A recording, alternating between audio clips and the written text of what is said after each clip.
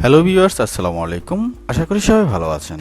আমরা মোবাইলে প্রায়ই স্ক্রিনশট দিয়ে থাকি, আমাদের প্রয়োজনীয় ডকুমেন্টগুলো সেভ করে রাখি।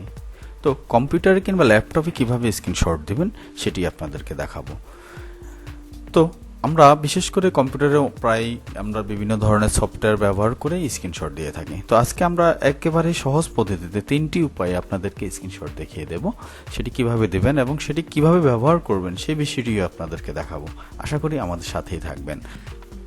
প্রথমে আপনার কম্পিউটারে থাকা কন্ট্রোল প্লাস প্রিন্ট কি চাপ দিবেন। কন্ট্রোল প্লাস প্রিন্ট কি চাপ দিলেই আপনার ডেস্কটপে যে বিষয়টি শো করতেছে সেটি পুরোটাই স্ক্রিনশট হয়ে যাবে। তো সেটি কিভাবে ব্যবহার করবেন সেটিও আপনাদেরকে দেখাবো। তো ধরুন আমি এটি স্ক্রিনশট দিয়ে নিলাম, তারপরে এটি ব্যবহার করব যে এই মাইক্রোসফট ওয়ার্ডে ব্যবহার করতে পারবো, আমি এটি চাইলে ফটোশপে ব্যবহার করতে পারবো, এটি যে কোনো মেসেঞ্জারে ব্যবহার করতে পারবো।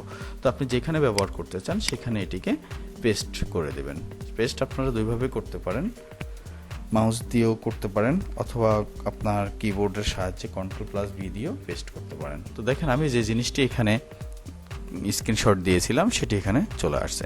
ধরুন আমরা আরেকটি স্ক্রিনশট দিয়ে দিচ্ছি, দেখিয়ে দিচ্ছি আপনাদেরকে। যেরকম ফেসবুকের এই অপশনটি আপনাদেরকে স্ক্রিনশট দিয়ে দেখিয়ে দিচ্ছি।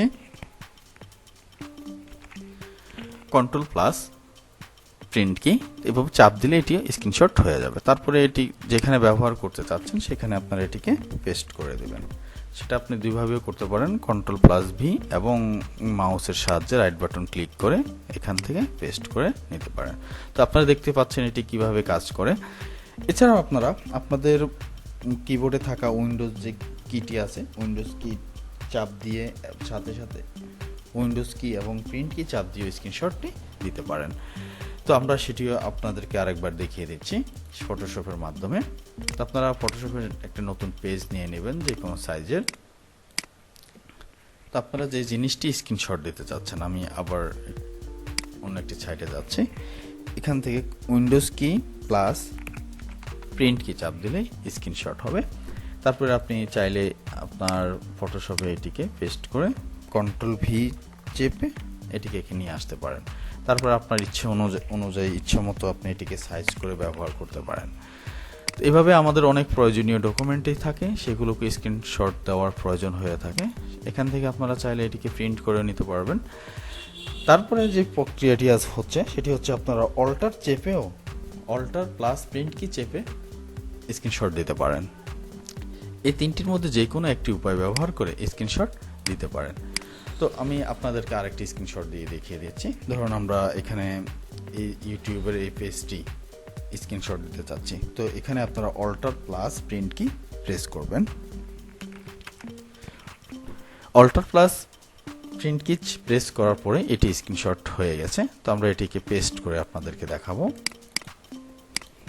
আমরা ফটোশপে কন্ট্রোল প্লাস ভি দিয়ে এটিকে পেস্ট করে নেব। তারপরে এখানে এটিকে ইচ্ছে করলে কন্ট্রোল টি চেপে এভাবে বড় করে বা ছোট করে দেখতে পারেন।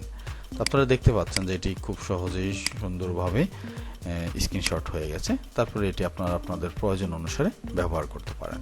তো বন্ধুরা, আজকে আমি আপনাদেরকে 3টি উপায়ে ল্যাপটপ বা কম্পিউটারে স্ক্রিনশট দেওয়ার বিষয়টি দেখিয়ে দিলাম। তো ভিডিওটি কেমন লাগলো অবশ্যই কমেন্ট বক্সে জানাবেন, আর কোথাও বুঝতে সমস্যা হলেও আপনারা সে প্রশ্ন করবেন। তো ভালো থাকবেন সবাই, আসসালামু আলাইকুম।